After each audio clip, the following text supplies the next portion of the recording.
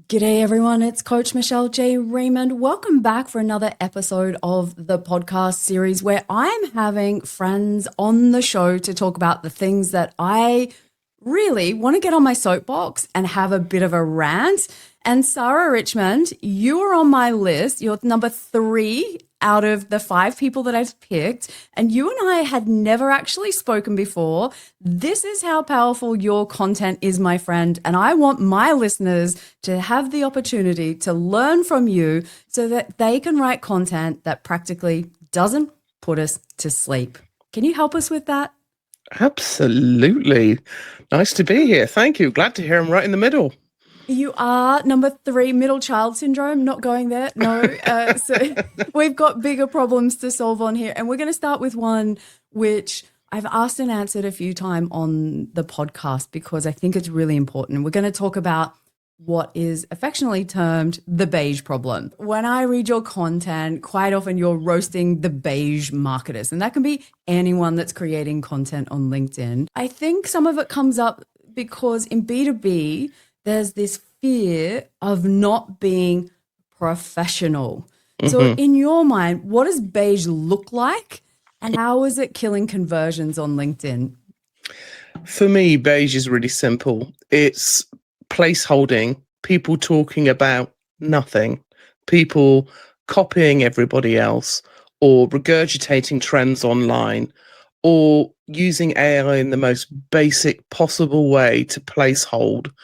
And it's very simple. It's follow everybody else's lead, say nothing, but say a lot of it all of the time.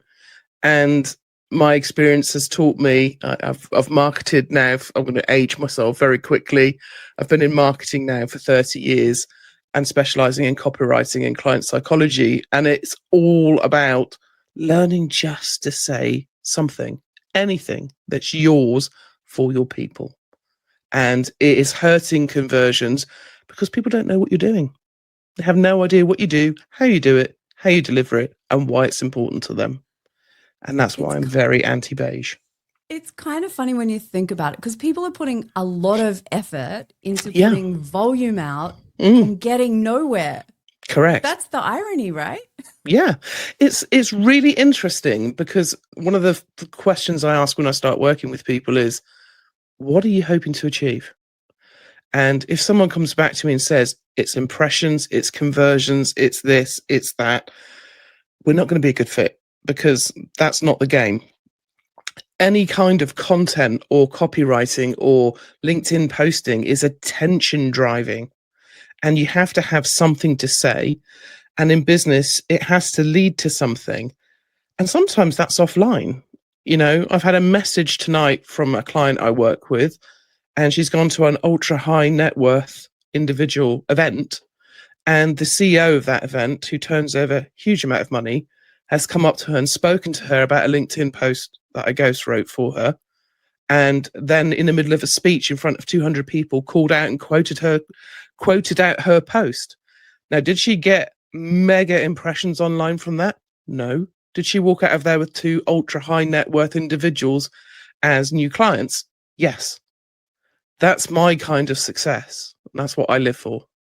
Yeah, I love it because that's what it's all about. It's not Mm, posting for posting's sake. Like I mm, call it growth. I'm mm, here because my background is in B2B sales. So I sure. have done 25 years of that. Mm, Love selling. I am sure. driven by having the little dollar figure tick over for my Why not? clients.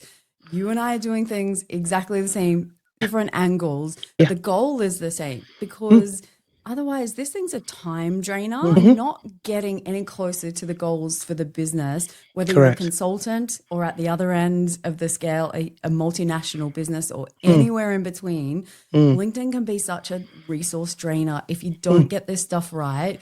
And I mm, get a little bit worried because when people come to me and they start quoting algorithm reports, and they can come from anywhere, it's not any one individual report. mm, But when the goal is to try and understand the algorithm more instead of their mhm. customers, and Yeah, we start doing things for that, I think that's where the beige creeps in because 100%. we've lost track Mm, and doing it for the wrong reasons, albeit I think with good intentions. I don't think anyone sets out to mm, go off track, mm, but that's kind of what happens on social. We get nudged out the way by what our feed shows us. Yeah, 100%. You can break it down to really simple building blocks. And the core of the matter is to be as attractive as possible to your ideal client in a way that you are the obvious choice and your product solves their biggest problem. Ching, you are solving something for somebody in the easiest way. And that is what you're talking about. And because a lot of people that inherently operate in that space aren't professionals and haven't done that, we scrabble for information. Everybody scrabbles for information and validation, and we need to measure it against something. So what do? We look to the people that have the biggest numbers or are making the most noise, and we think, well, we've got to align with these people because they're clearly succeeding. But like anything in marketing, that is smoke and mirrors as well, because those people are paying for people like me to do it for them. So I think my message from that sounds very woolly. My message from that is to really understand what it is you want to do and don't be thrown overboard about it. Stick to it. Keep going. Keep churning through and make sure that you're always speaking clearly to that one person in the room you're trying to influence. And it doesn't have to be polished, just real. I'm going to agree with you and say, I would in fact say that if it's not polished, it's going to perform even better than all the additional waste of time that people put into things. And now we've got this, amazing tool called ChatGPT, which will polish it to death. And fill it full of beige, weird language. I know, right? And you just end up going, I don't even know who this is, but God, you all sound the same. Like I've worked with a couple of clients and I look at 3 different company pages. I've looked at my clients plus the other 2. And if I'm someone with money in my B2B wallet that I'm looking to spend with any of these 3 clients, there is nothing that helps me choose between the 3 of them. They all look the same. They all sound the same. They all post about the same stuff. And I think there's a difference when you're creating content and writing content. And I'm going to focus mostly on writing content because I think that's where I can help most people. But they write for engagement. So comment, get this playbook, those style of posts that we see with all the engagement potters and the like. And they are writing for engagement and not revenue. But your posts really hammer home that engagement doesn't equal dollars. But why do you think so many marketers are still optimizing for likes instead of leads? Is it because they're measuring the wrong thing? How do we measure other things outside that maybe we can't put our hands on, like brand? Yeah, I think, everyone has their view, and this is a view. It's not obviously fact. But I think it's a bit of a failing into the influence culture, and that people are working towards being an influencer or a content creator. That is very different to being a marketer. A marketer is using clever words and clever influence and psychology to shape a direction. An influencer, and I'm not going to diminish anyone who is that, but their whole model is to be sponsored, to be visible. They're very different things. And so, one of the things I break down when I work with clients or advice I give to people is, if you think about yourself as a person, and I don't know if I'm answering your question because I'm probably going off on one here, but if you think about yourself as a person, the only person who truly knows who you are is you.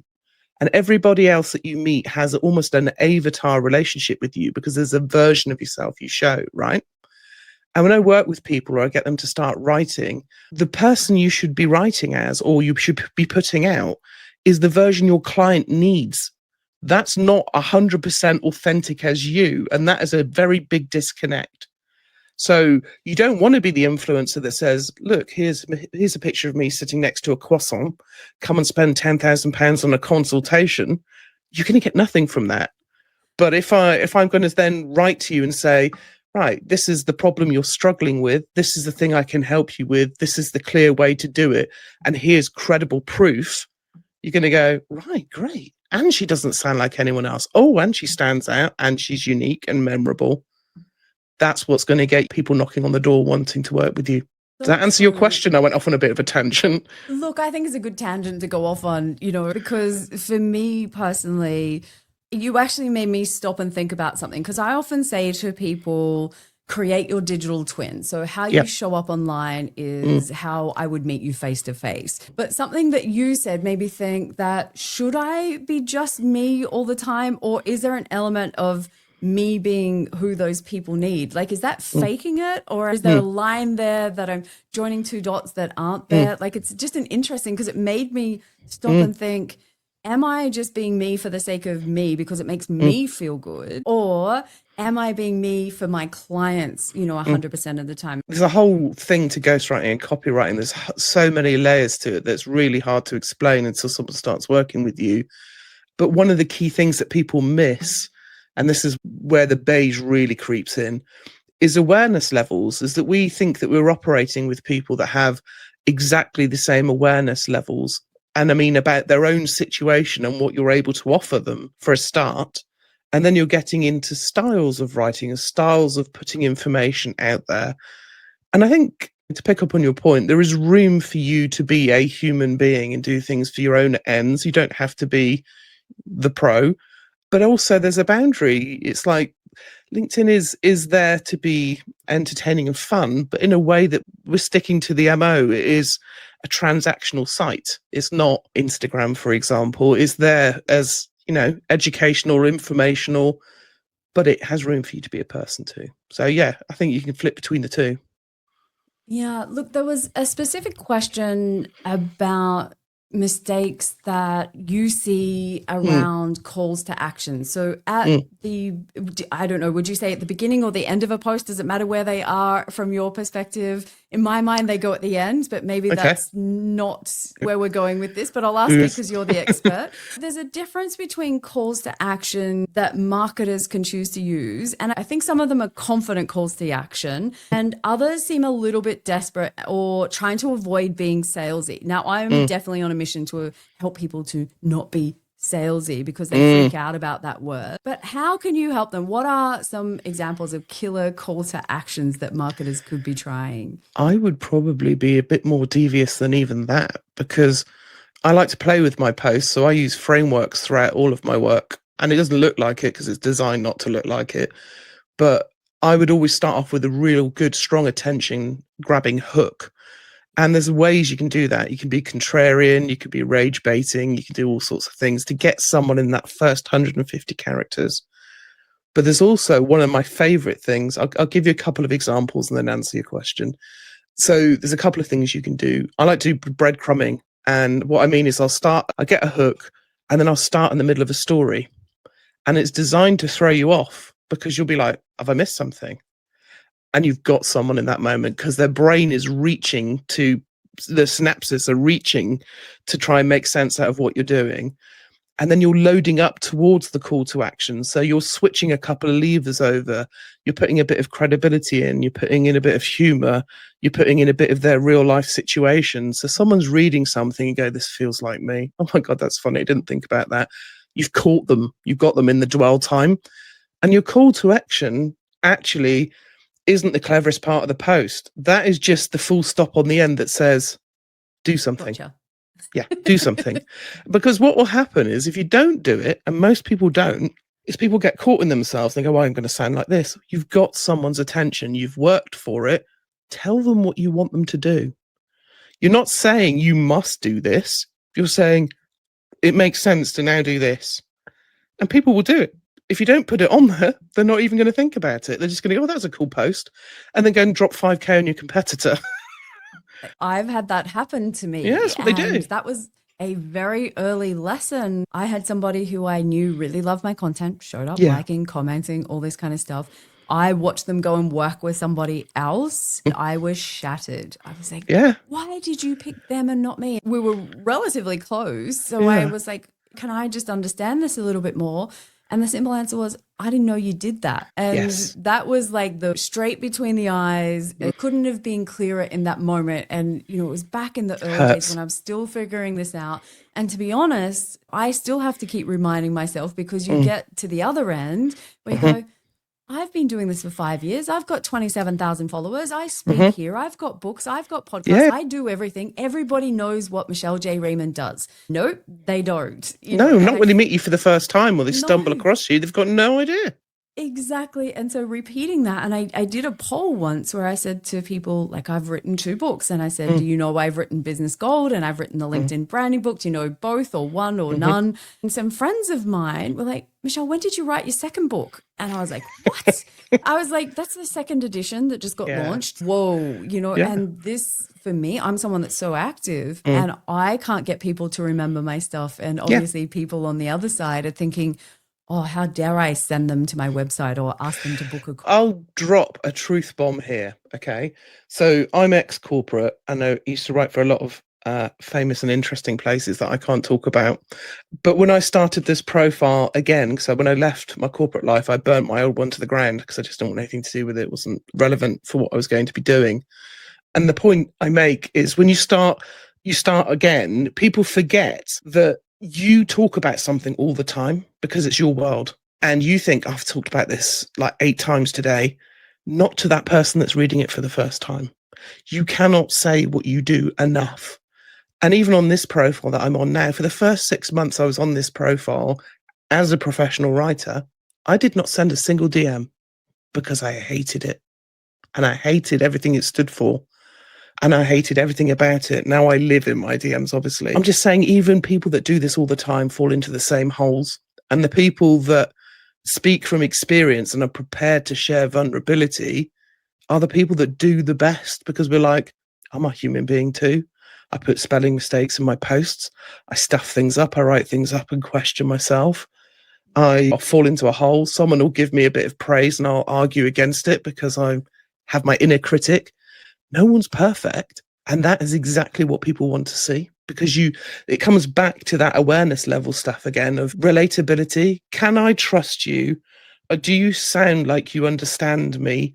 Are you relatable and safe? And this is even more pertinent in B2B work than B2C because nobody else does it. And that's why I was so successful in my previous life, is that I could just switch things on and it worked because I was emotionally intelligent. And everyone was, oh, you've got to be professional. You've got to be this.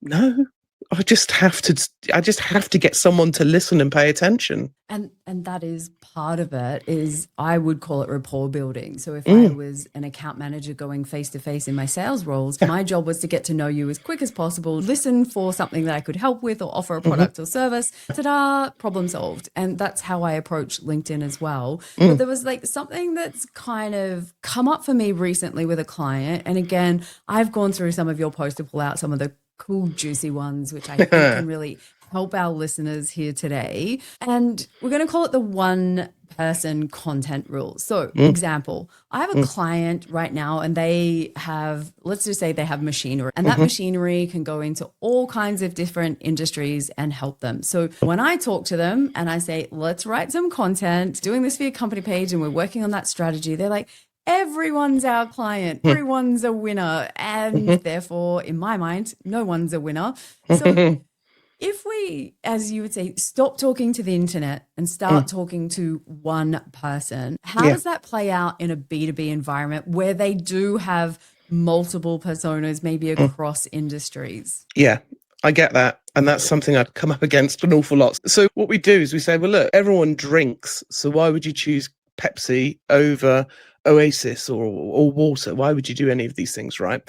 And it's because everyone puts so much emphasis on that one point of contact. If you're going to write a post or you're going to do a theme, you don't have to write everything that you can and will ever do to everyone you can and will ever speak to in one instance. You overload your client and they can't see themselves in it.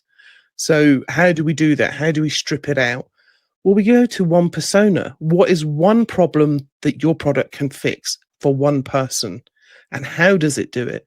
Let's get onto a niche level. Let's talk about it in a way that, okay, your machine might not be unique, but what is the one thing that you do that nobody else is doing?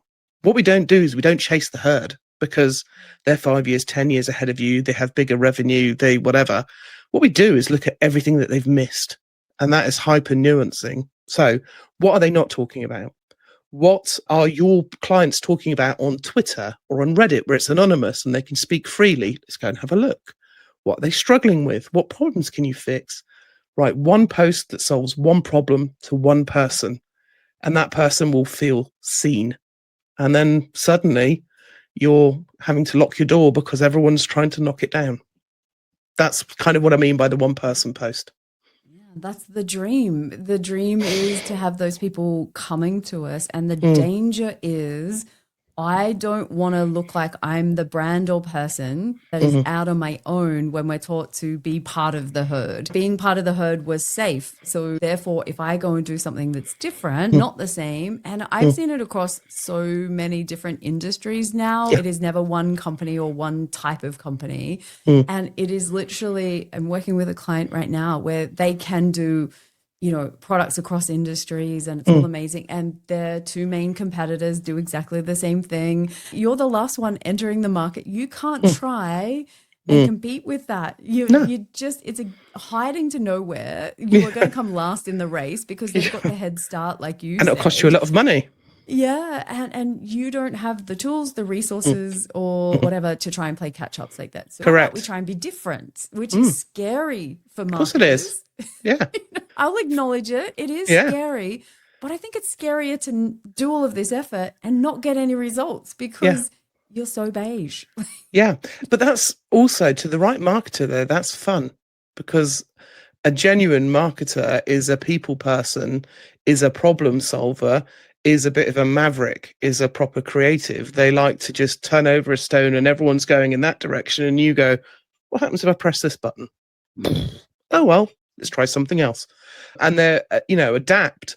And that's what your audience wants. You don't do it for the sake of it. It's like if you walked into a bar and there was a whole smorgasbord of people, but there was someone there who's a goth punk, for example, your eye is going to be drawn at that person, and you're going to be, God, you're unique. You're very secure in yourself. You're quite bold. You're interesting. Out of everybody here, you stood out, and I want to understand your story.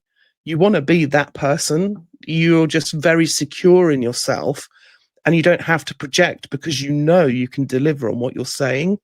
And that is what it's like. How can I put this? Everything that I do is on a traction basis, even on LinkedIn. I attract through my words. My DM or my outreach is very disruptive. It's not pitch slapping. It's dropping a random question and breadcrumbing and intriguing you to come and talk to me. And that's what I do with my clients.